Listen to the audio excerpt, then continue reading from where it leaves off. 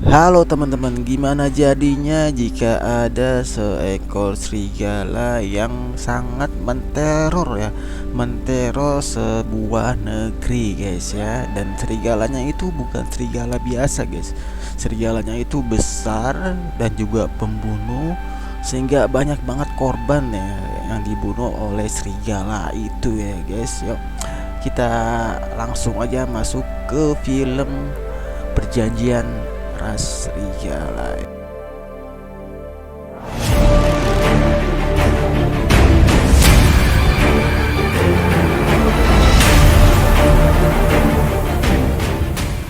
Ini adalah hal yang nyata. Monster misterius pada pertengahan abad ke-18 keluar di Prancis. Sekitar lebih dari 100 orang dibunuh dan kebanyakan dari mereka adalah istri dan anak. Untuk sementara seluruh negeri dalam keadaan panik. Keluar rumor raksasa inkarnasi untuk iblis. Raja terpesona oleh stabilitas, hanya berharap bahwa Frank masuk jauh ke dalam hutan lebat bunuh monster. Dua orang datang ke kota kecil pada malam hujan. Mereka sangat hebat dalam hal itu. Selamatkan beberapa ayah dan anak dengan mudah dari tangan monster. Mereka adalah penunggang kerajaan Frank dan asistennya Marnie. Malam itu mereka tinggal di kastil Boju, temui putra bangsawan Boju, The Carl, untuk mengobati mereka yang digigit oleh hewan liar. Boju mengubah biara lokal menjadi rumah sakit. Dan dari mulut orang-orang terluka ini, Frank mengetahui bahwa binatang itu ukurannya mirip dengan serigala, tapi itu jauh lebih besar dari serigala. Gadis lain tewas ketika Frank tiba. Tubuh telanjangnya telah jatuh ke dalam depresi dingin. Gabungkan ukuran bekas luka dengan kata-kata Kapten, Frank membuat sketsa bentuk binatang itu. Di sebuah pesta makan malam, Frank ingin meminjam ikat trot berbulu, membuka pengetahuan masyarakat tentang monster, tapi itu bertemu dengan penolakan oleh orang banyak, terutama putra bangsawan berbawah panjang yang agresif. Biarkan Frank mengulangi kesalahannya. Dalam Frank ini bertemu gadis Xiao Mei. Dia adalah putri Boju, juga adik dan kakak berwajah panjang. Frank jatuh cinta pada Xiao Mei pada pandangan pertama dan mengambil keuntungan dari konferensi berburu serigala. Dan Xiao Mei semakin dekat dan dekat. Setelah penjamuan makan malam, saudara berwajah panjang yang sombong tampaknya berada di garis adik Frank sendiri. Sangat tidak puas, kata-kata penghinaan membuat partai tidak bahagia dan tersebar. Rambut keriting membawa Frank dan lainnya ke tempat pembakaran resmi. Di sini interpretasi boros penuh dengan gas bubuk lemak. Dan hal ini hubungan Frank mulia dan indah dan misterius. Itu adalah malam besar dan indah dengan salju lebat.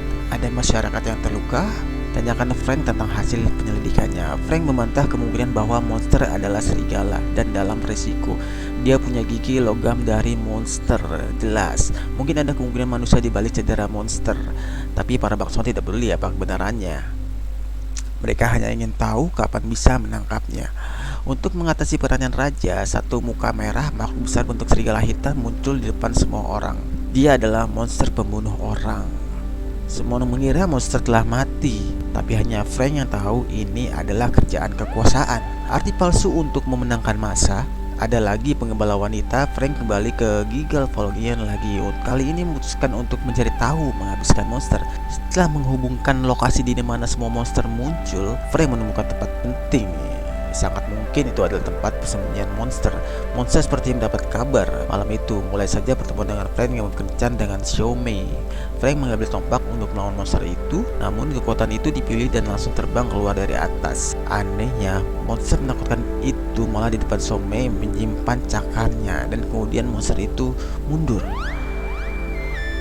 Yang berikutnya tidak dapat muncul di lintas negara. Dia mengelus kepala monster.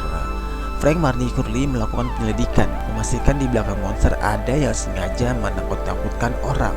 Yang ingin dilakukan mereka adalah menangkap monster, mengungkap tangan hitam di balik layar di pegunungan dan hutan. Marnie menggunakan paket serigala untuk menemukan jejak monster itu. Frank dan Carly kemudian meluncurkan serangan sengit pada monster itu, tapi meskipun banyak terjebak, mereka merendahkan kekuatan monster. Akhirnya biarkan lolos dan menggigit lengan Carly. Frank hanya bisa menjaganya. Marnie mengikuti jejak monster. Marnie di pegunungan menemukan gua yang misterius. Benar saja, monster itu ditahan di sini secara artifisial. Dia secara bertahap mendekat, tapi tiba-tiba jauh ke dalam perangkat musuh. Marnie walaupun hebat dalam perang, tapi dua tinju sulit disalahkan. Empat tangan akhirnya tak tertandingi. Marnie pun mati. Dia menukar hidupnya dengan kebenaran buruk di balik binatang itu. Tubuh pria itu banyak darah, tertentang di rumputan menunggu pasangannya menyadari. Frank pun menangis. Dia memandikan pria itu, dimakamkan sesuai dengan adat keluarganya, dibakar dan diantar keluarganya untuk berkumpul. Setelah insiden itu, Frank balas dendam kepada iblis. Sendiri masuk ke goa iblis itu, dia membunuh semua gangster yang membunuh Marnie. Setelah itu, hakim telah melakukan kejahatan masuk tanpa izin wilayah dan pembunuhan, menjatuhkan Frank hukuman mati. Frank segera dibawa ke penjara. Saat ini, seorang wanita berjubah menyelinap ke penjara. Ternyata merupakan pelacur yang sangat cantik, membawa makan malam terakhir untuknya dan menyatakan identitasnya. Ternyata dia bukanlah pelacur, tapi agen rahasia raja.